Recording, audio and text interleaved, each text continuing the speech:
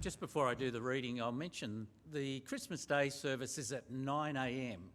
Anybody who's on any activity that day, one of the volunteers doing something, if you go into Elvanto, it still just says 9:30. So if you're confused as to the time of the service because you see 9:30, it is 9 o'clock Christmas Day. Okay. The first reading is from Isaiah chapter 7, beginning at verse 10. To be found on page 1071 of the Church Bibles. Again the Lord spake to Ahaz, "Ask the Lord your God for a sign, whether in the deepest depths or in the highest heights." And Ahaz said, "I will not ask, I will not put the Lord to the test." Then Isaiah said, "Hear now, you house of David, is it not enough to try the patience of humans? Will you try the patience of my God also? Therefore, the Lord himself will give you a sign. The virgin will conceive and give birth to a son, and will call him Emmanuel. He will be eating curds and honey when he knows enough to reject the wrong and choose the right. For before the boy knows enough to reject the wrong and choose the right, the land of the two kings you dread will be laid waste. The Lord will bring on you and on your people and on the house of your father a time unlike any since Epaphras broke away from Judah. He will bring the king of Assyria." This is the word of the Lord.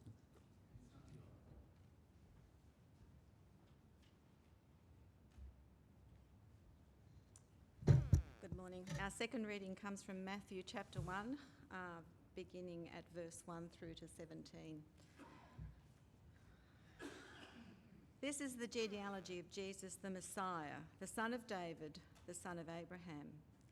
Abraham was the father of Isaac, Isaac the father of Jacob, Jacob the father of Judah and his brothers, Judah the father of Perez and Zerah, whose mother was Tamar, Perez the father of Hezron, Hezron the father of Ram, Ram the father of Amminadab, Amminadab the father of Nahshon, Nahshon the father of Salmon, Salmon the father of Boaz, whose mother was Rahab, Boaz the father of Obed, whose mother was Ruth, and Obed the father of Jesse, and Jesse the father of King David.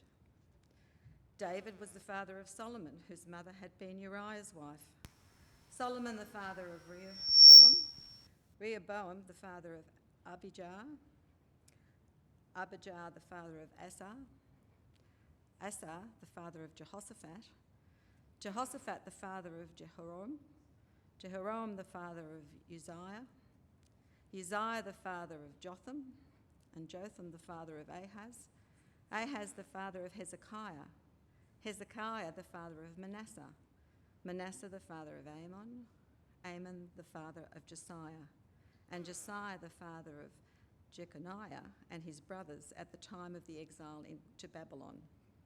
After the exile to Babylon, Jeconiah was the father of Shealtiel, Shealtiel the father of Zerubbabel, Zerubbabel the father of Abihud, and Abihud the father of Eliakim, Eliakim the father of Azor, Azor the father of Zadok, and Zadok the father of Achim, Achim the father of Elihud, and Elihud the father of Eleazar, Eleazar the father of Mathan, and Mathan the father of Jacob, and Jacob the father of Joseph, the husband of Mary, and Mary was the mother of Jesus, who is called the Messiah. Thus there were 14 generations in all, from Abraham to David, 14 from David to the exile to Babylon, and 14 from the exile to the Messiah. And this is the word of the Lord.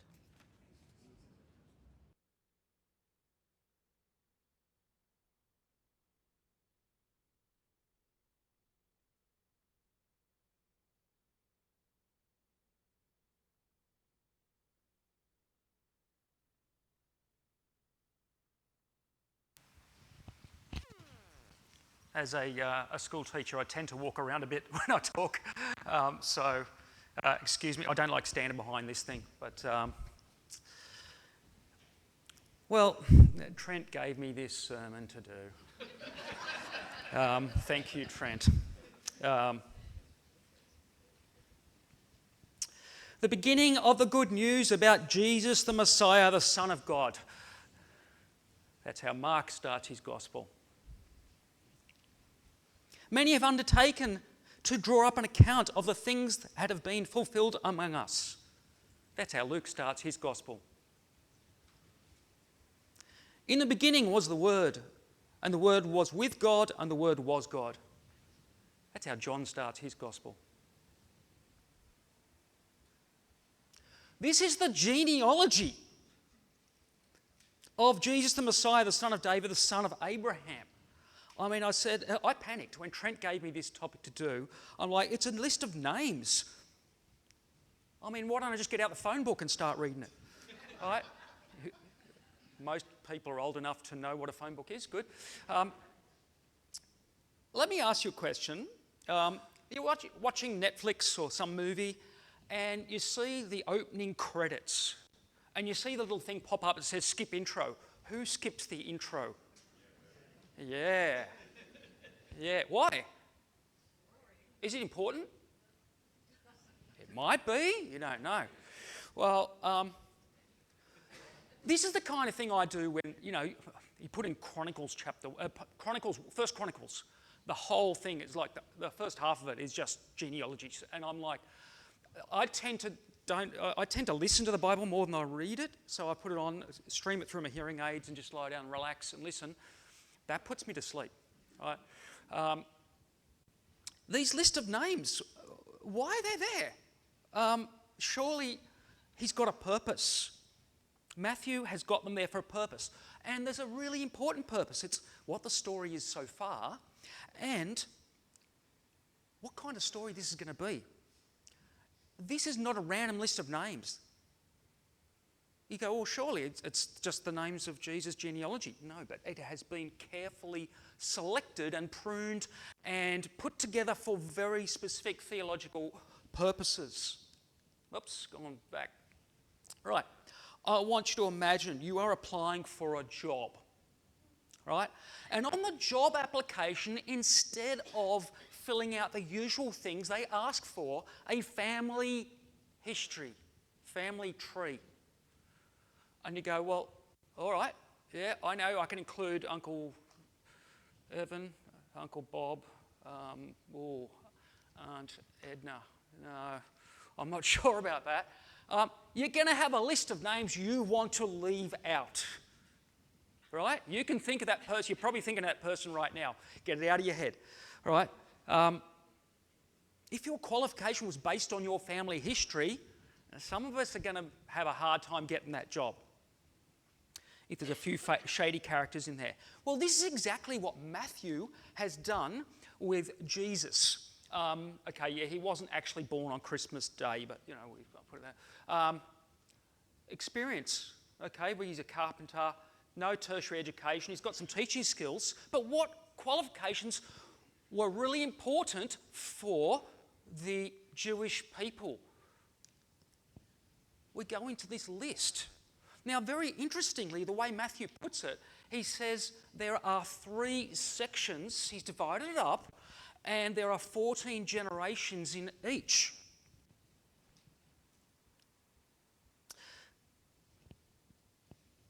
Why 14? We're going to have a look at that. And interestingly, how can you just play with it? Go, oh, well, I'm going to cut out a few names to make it 14.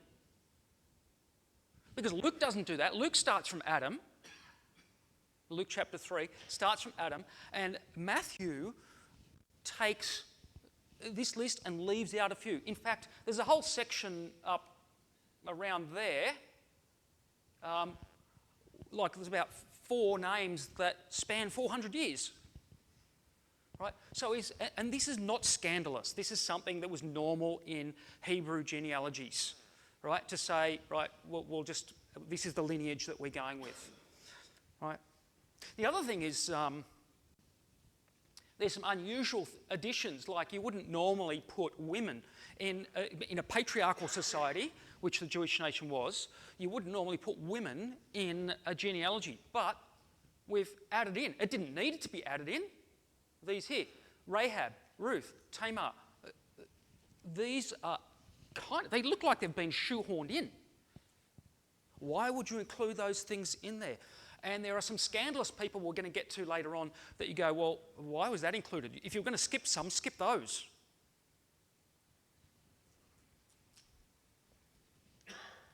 Oops. So this is, you can see also on here that there are a couple of spots where it diverges and comes back together, and diverges again, comes back together, diverges. So you could take alternate paths as well.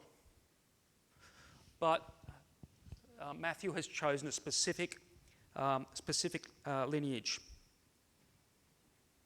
He's also included foreigners in there as well, which would be very unusual in a Jewish analogy. Why would you include foreigners? There was sex scandals in there. So what does he start with? This is the genealogy of Jesus the Messiah, son of David, son of Abraham.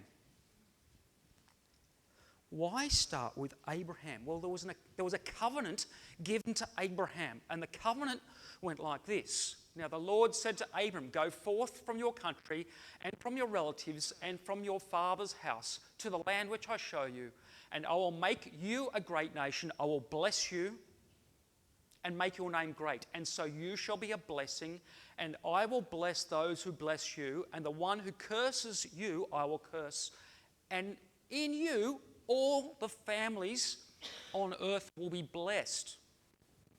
This promise was reiterated throughout the Old Testament as well. This is the Abrahamic covenant. So yeah, include Abraham, because this is the family of Israel and Judah. So why David? Now, where's my daughter Jess? She can tell me more about the Hebrew. She can read all this Hebrew stuff. That, I can't, but I know that says David. But in the Hebrew language, the letters also function as numbers, with each letter corresponding to a particular number. And so the name David, has 3 letters, and that's 4, 6, and 4. And they add up to 14.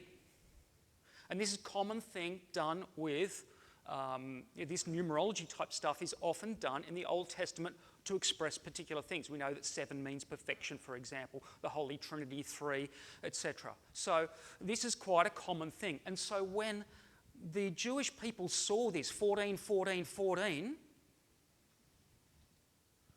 they would have seen this. David, David, David.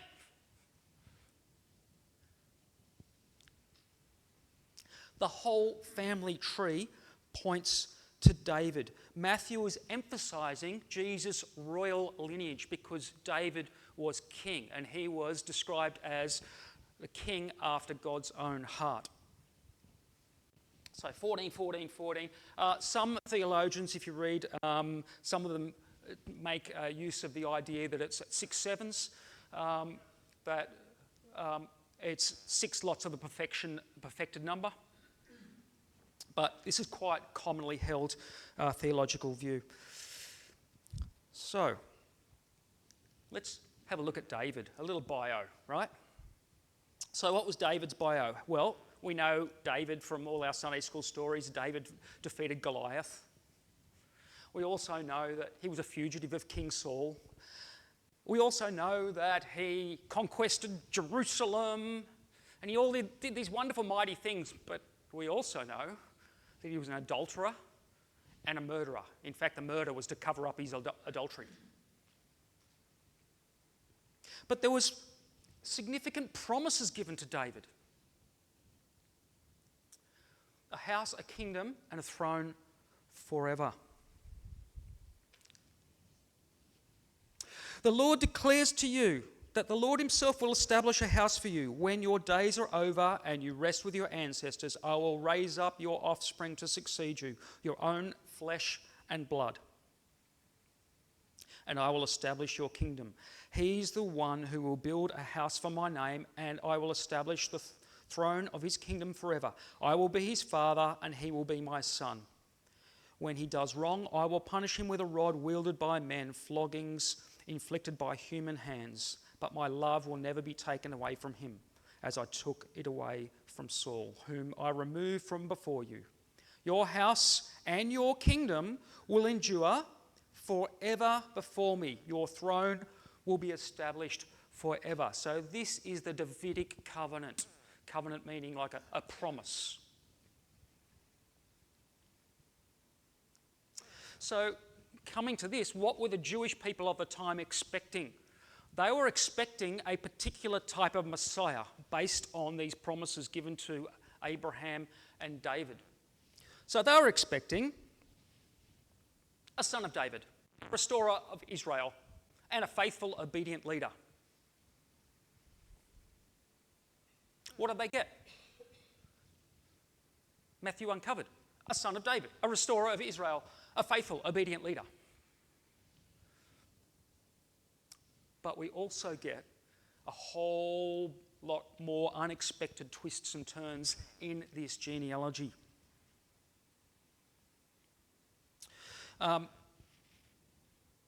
So we go, yes, he's from David's family. People think, when reading Matthew, is this the promised king? This is talking about David. It's a fulfillment of the promise to Abraham. They also are expecting a political, military leader. Israel at the time was under Roman rule, and so they're expecting a mighty ruler, someone like a new David, because David, he was also a military leader as well. He went out and fought battles. And some Jews expected the Messiah to call back obedience to God, purify worship, defeat evil and corruption, which is what Jesus did. What they were not expecting, well, they weren't expecting a Messiah born into poverty, which is what we read also in the beginning of Matthew, and associated with sinners and outsiders, which we come to later in the Gospels. But he comes through a line of unexpected people. So I've highlighted there a few of the ticks and crosses. There's a few in the, but particularly this lot is where it deviates, the middle column deviates from Luke's genealogy, goes via the kings of Judah. You don't want to go by the kings of Israel. I don't think there were any good ones. But the kings of Judah, there were some good ones, and there were some really, really evil ones.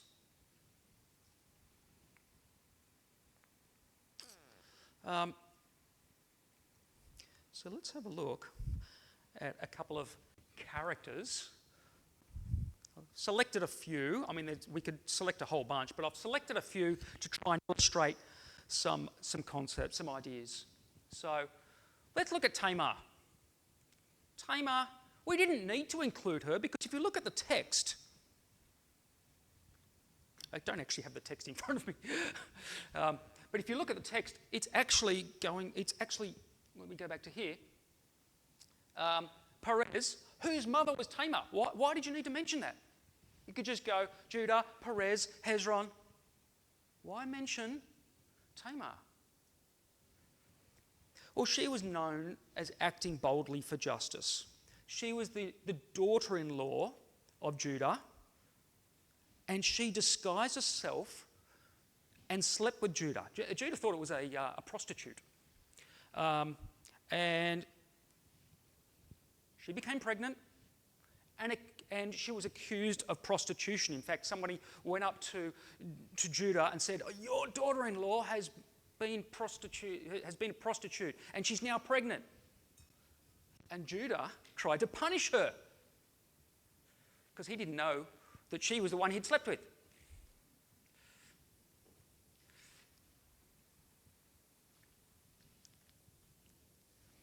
So this is from Genesis 38. About 3 months later, Judah was told, "Your daughter-in-law, Tamar, is guilty of prostitution, and as a result, she's now pregnant." Judah said, "Bring her out and have her burned to death." As she was being brought out, she sent message to her father-in-law, "I'm pregnant by the man who owns these." These were the things that she'd collected off him, that only he would have had. So this is evidence. And she added, "See if you recognize whose seal and cord these staff are." Judah recognized them and said, "Oh, she's more righteous than I am, since I wouldn't give her to my son Sheila," and he did not sleep with her again. Why include that? Didn't need to include it, but it's there. What about Rahab? A lot of people put Rahab down as being, she was a foreigner, she was a prostitute. But if you look in the book of Hebrews, the people who were described as having the hall of fame of people of faith, Rahab was mentioned. So she's another woman, right? Which, again, you wouldn't normally include in a genealogy. She's a prostitute. She was a foreigner. Canaanite. She was, if you remember the story, she was, there were some spies sent into Jericho to try and, some Israelite spies sent into Jericho to try and scope out the place, and the people of Jericho, the officials there, had known the spies were there, and she hid the spies, protected them. And she was known as a Lord-fearer, and she took some risks. So this is what she said. This is in Joshua chapter 2. "Before the spies lay down for the night, she went up on the roof and said to them, 'I know that the Lord has given you this land, and that a great fear of you has fallen on us, so that all who live in this country are melting in fear because of you. We have heard how the Lord dried up the water of the Red Sea for you when you came out of Egypt, and what you did to Sihon and Og, the two kings of the Amorites east of the Jordan, whom you completely destroyed. When we heard of it, our hearts melted in fear, and everyone's courage failed because of you. For the Lord your God is God in heaven above and on earth below.'" So she recognized the Lord of the Israelites, the God, creator, for who he was. A little bit later we come to Manasseh.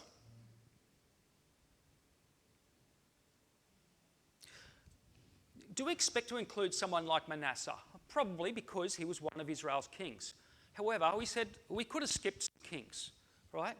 He was probably the worst of the worst. He was the son of Hezekiah. Hezekiah was a good king. Manasseh was an evil king. It was described as, Manasseh did evil in the sight of the Lord. He became king at 12 years old. Maybe that was his problem. Spoiled little brat. Oh, there you go, king. 12 years old. He worshipped idols. He sacrificed his son in the fire, right? There was some pretty bad stuff that was going on for Manasseh. This is from 2 Kings. Manasseh was 12 years old when he became king, and he reigned in Jerusalem 55 years. His mother's name was Can you read it for me, Serena? You did such a good job on reading it. Hephzibah. He did evil in the eyes of the Lord, following the detestable practices of the nations the Lord had driven out before the Israelites. He rebuilt the high places his father Hezekiah had destroyed. So his father had gone and tore down all the evil practices, and he put them back up again.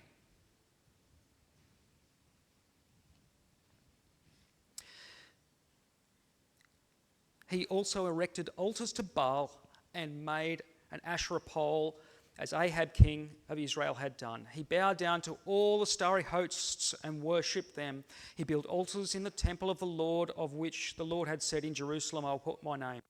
In the two courts of the temple of the Lord he built altars to the starry hosts. In other words, not God. He sacrificed his own son in the fire, practiced divination, which was completely forbidden, sought omens and consulted mediums and spiritists. He did much evil in the eyes of the Lord, arousing his anger. Right. How's that for your family history? Put that on your resume. Right?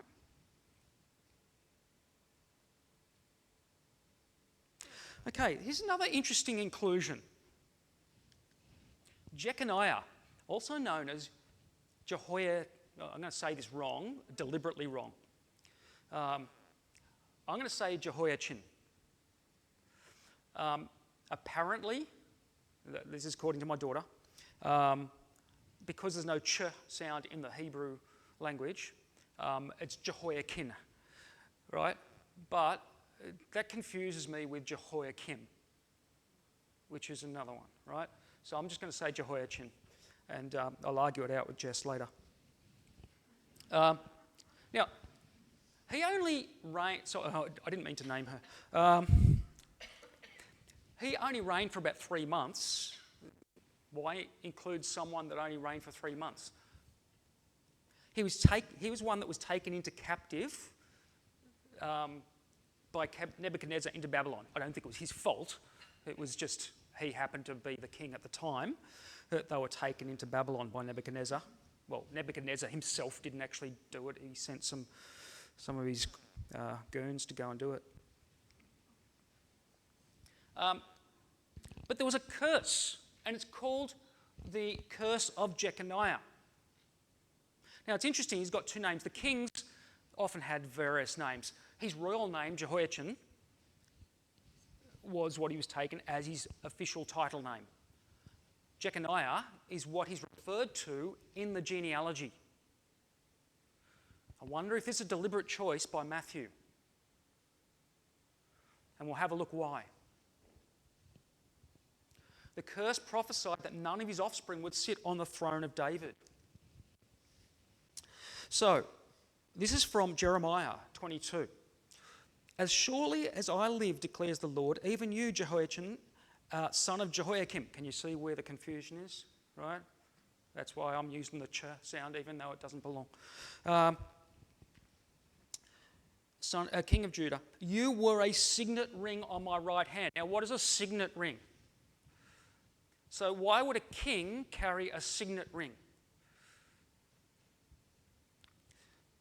So we didn't have like secure, what do you call it, secure mail, secure, like you've got your passwords and things to get into stuff, to be official. Oh, this is, an authenticated signature.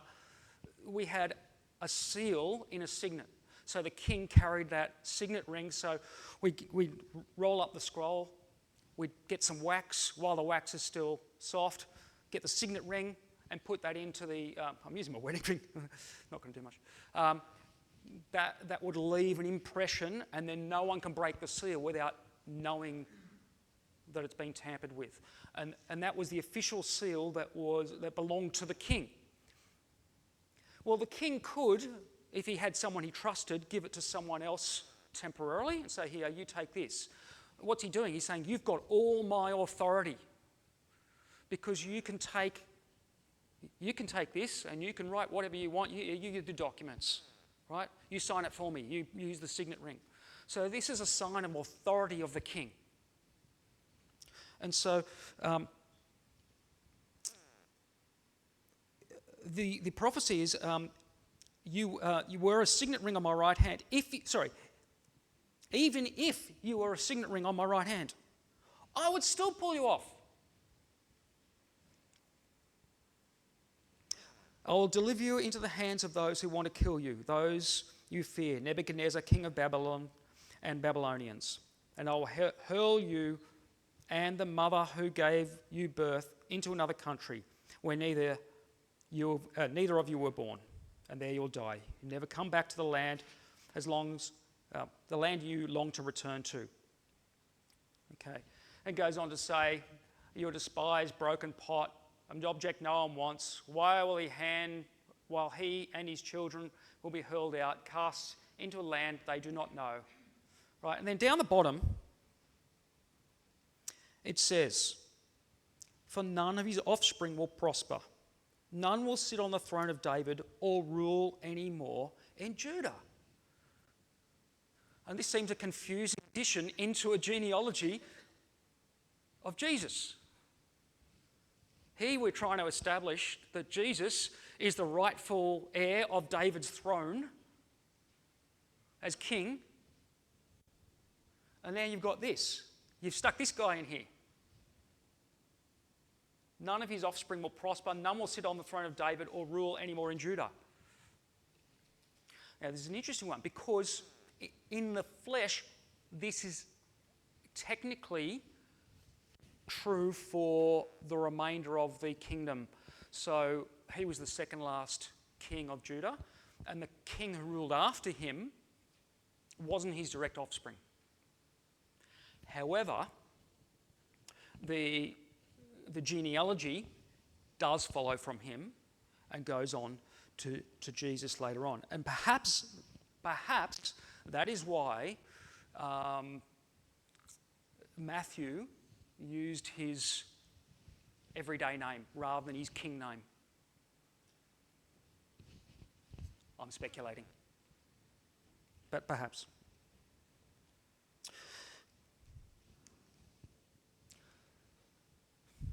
As mentioned before, in places, certain parts of Jesus' genealogy diverge and converge and rediverge and reconverge. And so we have all sorts of twists and turns. This brings us to a guy called Zerubbabel. Now, interesting, both Matthew's and Luke's genealogies go through Zerubbabel and then diverge back out again. And this is an interesting one because Zerubbabel,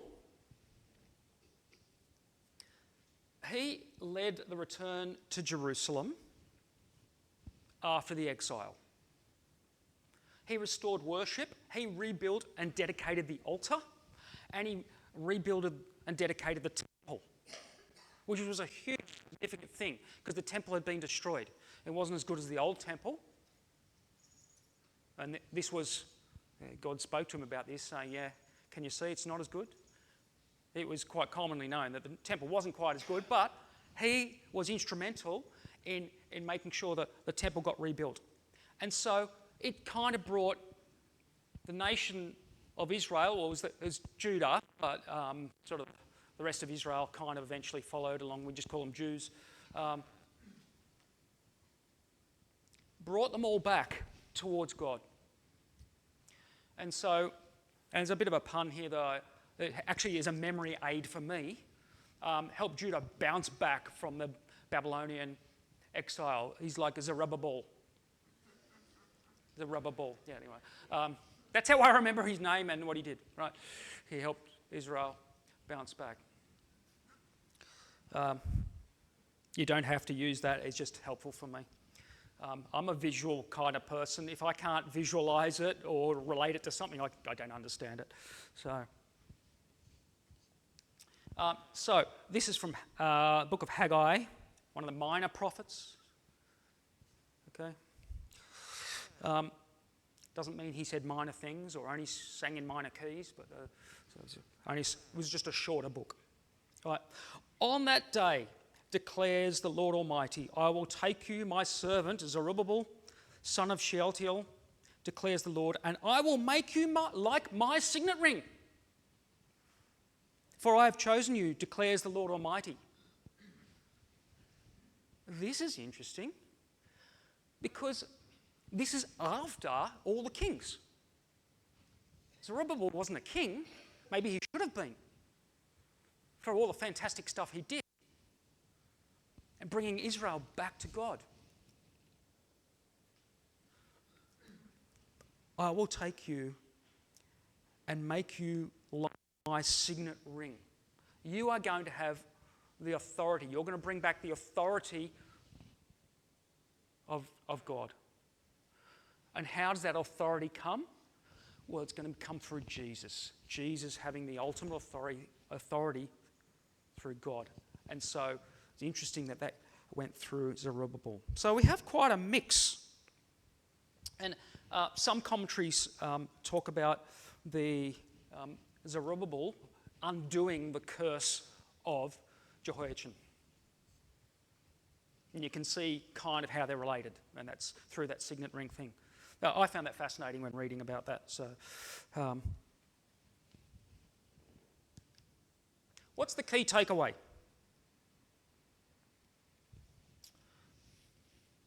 The TLDR version, if people know what that means. Who knows what that means?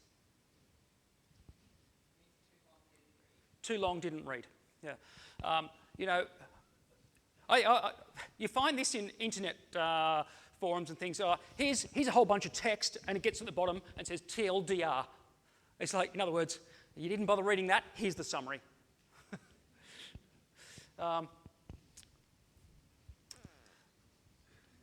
And that's kind of, you know, when people are skipping the intro. Couldn't be bothered. I had a friend at school who, we'd have a competition with reading our English novels. Who was going to finish first? He always finished first because he skipped pages. And then I said, hey, talk about what happened in the story. He's going, I didn't see that. Oh, no, I skipped that bit. And then you skip a whole chapter.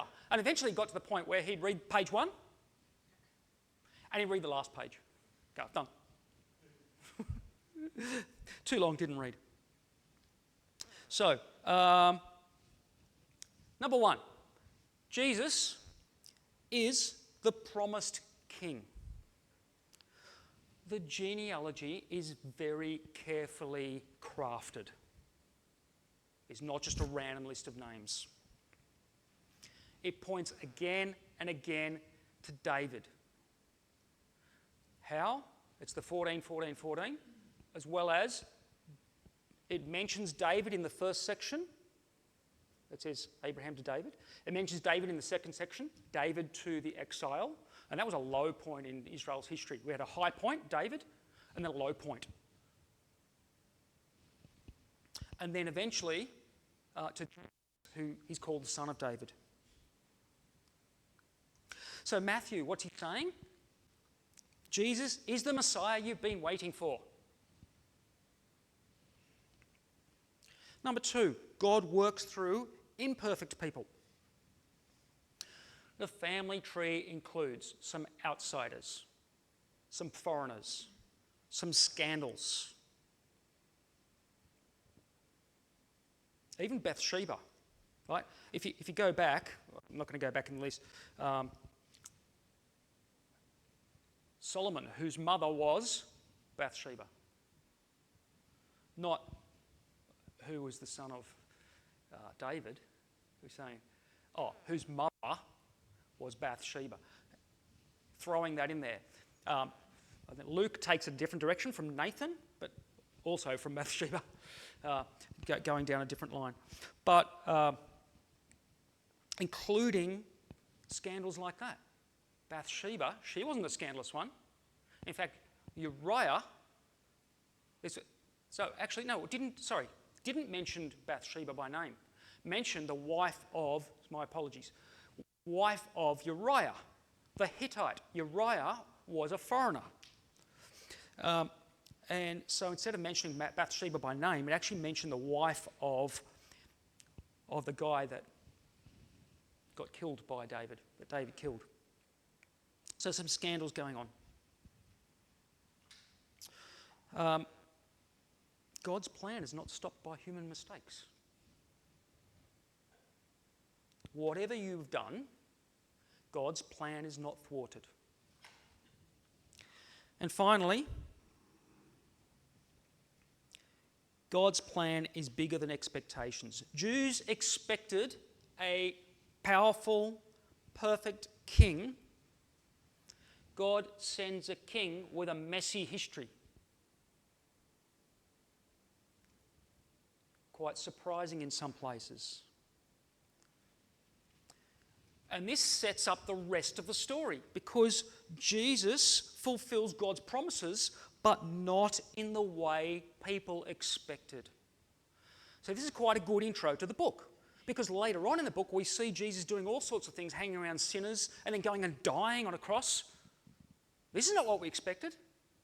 And Matthew's going, no, the whole thing you didn't expect. It's a complex history, but not in the way God expects. God, he's sovereign over everything, and he can control history through whatever he wants, through whatever scandals, whatever failures. One sentence wrap up.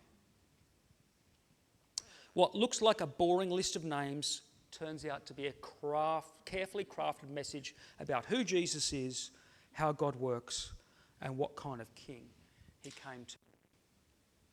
Let me pray. Heavenly Father, we thank you for your word, even when your word seems to confuse us in places. We thank you for sending your Son, Jesus. And we thank you for the examples that you've given us to show that your love and your power is far greater than what we can foresee. And no matter what's happening in our lives, we know that you can work through any of that. In Jesus' name, amen.